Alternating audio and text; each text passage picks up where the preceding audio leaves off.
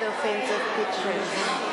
So guys, this is true. These photos of African men paired with photos of animals were exhibited in a show called This is Africa. It took place in early October in a museum in Wuhan in eastern China. Some visitors were shocked by these images, including our observer Frank, who is from Ivory Coast and lives in Wuhan.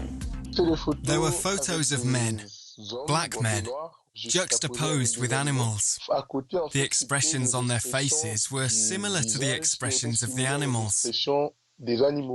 Comparing a black man to an animal, that's very awkward. In fact, I think it's quite racist. Many people didn't feel like they could openly express their dismay due to the country we're in, which is a communist country where freedom of expression is not guaranteed.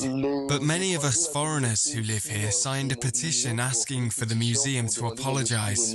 The museum took down the 12 controversial photos. However, it did not issue any apologies. According to the curator, this series of photos was meant to draw a parallel with the Chinese zodiac, in which people are associated with one of 12 animals depending on their year of birth.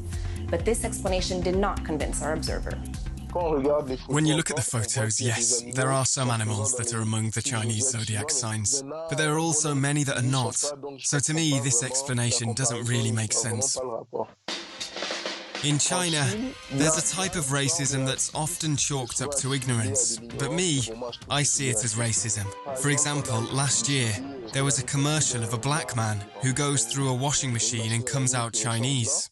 Another example was the poster of Star Wars, in which they shrunk the black actor.